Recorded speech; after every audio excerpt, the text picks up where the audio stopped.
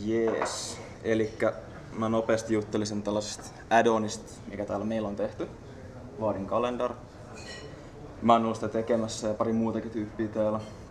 Mä ihan nopeasti vaan vilautan, että minkälainen API siinä on ja lähinnä vaan sitä, että miten sitä voi kehittää ja käyttää. Elikkä kalenteri ei toteuta esim. Fieldia tai component containeria, elikkä siitä ei saa, sillä ei pysty niinku valitsemaan päiviä tai siihen ei pysty laittamaan mitään omia komponentteja sisälle tai mitään sellaista. Mut se mikä kalenterissa on tavallaan se pihvi itsessään on sit se eventtien näyttäminen. Eli se tarjoaa aika hyvät työkalut siihen, että siinä voi ihan komponentissa itsessään pystyy niin kuin näyttämään eventtejä, pystyy luomaan eventtejä, poistamaan, muokkaamaan ja niin edespäin. Sitten mitä sitten siinä on defaulttina mukana? Se on tämän näköinen komponentti, jos joku sitä ei vielä nähnyt. Siinä on time range on viikko, siinä ei mitään eventtejä. Kalenterissa on aika paljon toiminnallisuuksia ja melko lailla kaikkeen on joku handleri.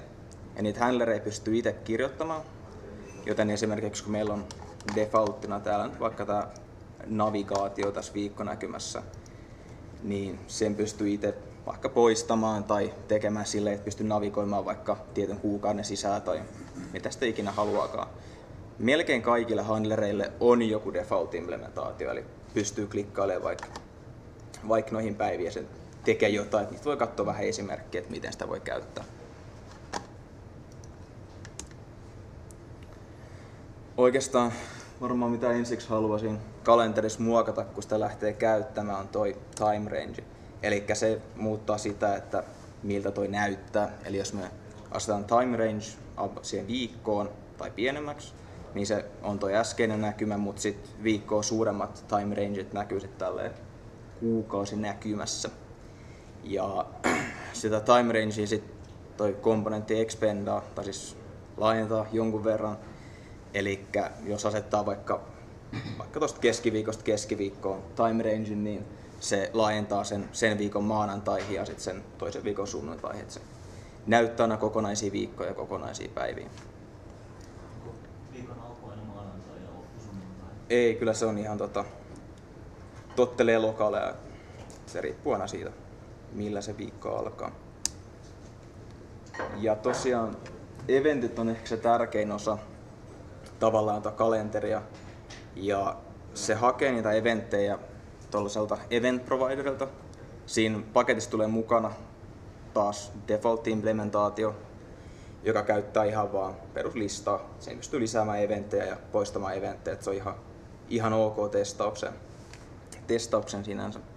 Mutta tuossa on sitten muutama eventti lisätty. Mutta sitten käytännössä mä kuvittelisin, että aika moni varmaan haluaa käyttää jotain tietokantaa tai mistä ikinä ne eventit sitten tuleekaan. Siellä on se event provider rajapinta ja voi vaikka tehdä joku containeri, joka toteuttaa sen rajapinnan esimerkiksi tai jotain vastaavaa. Ja se tosiaan toimii yksinkertaisesti vain niin, että tuo kalenteri vaan kysyy siltä providerilta, että eventit tästä päivästä tähän päivään ja sitten se näyttää ne. Eventit itsessään on myös sellaiset, että niitä voi tehdä itse, sillekin on rajapinta ja rajapinnassa on lähinnä vaan ne mitä näkyy tässä. Eli siinä on alku ja loppu, caption ja sitten toi description, mikä tuossa näkyy aina tooltippinä. Ja sitten on tyylinimiä, mitkä sitten tulee tälle elementille, mikä sitten näyttää sen eventin, että niitä pystyy sitten kustomoimaan. Sitten yksi ihan näppärä kustomointi, mitä pystyy tekemään. Tämä ehkä monet haluaa käyttää on se, että pystyy muuttamaan sitä, että mitkä päivät sit viikosta näkyy, että pystyy laittamaan, että okei, näytetään koko kuukausi, mutta näytä vaan tästä päivästä tähän päivään. Aika tyypillisesti varmaan niin kuin tässäkin on, että halutaan nähdä arkipäivät ja sitten kellonajat niin kuin tässä nyt on 8-4. Tämä on oikeastaan ainut handleri, mitä mä ajattelin näyttää. Osittain sen takia, että tämä ei ole ei ole mukana defaulttina tai tälle ei ole mitään omaa implementaatiota heti valmiina siinä paketissa, koska se olisi ehkä vähän ehkä vaikea tehdä. Tämä oli mun mielestä ihan siisti ominaisuus kuitenkin, eli siis tässä pystyy valitsemaan niin kuin päiviä näin ja tyypillisesti nyt varmaan halutaan luoda joku eventti niistä päivistä. Jos katsoo sitä online-demoa, mikä meillä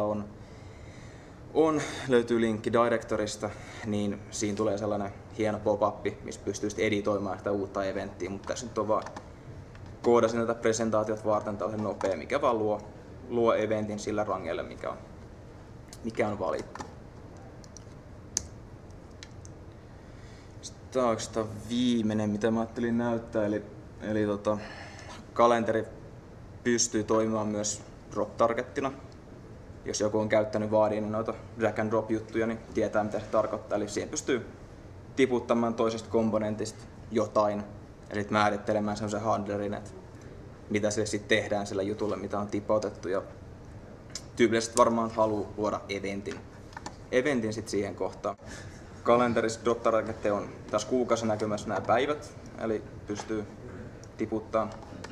tiputtaa päivän kohdalle ja sitten viikko näkymässä kaikki nämä slotit, jotka on by the way aina puolen tunnin slotteja, niin niihin pystyy myös tiputtamaan eventtejä.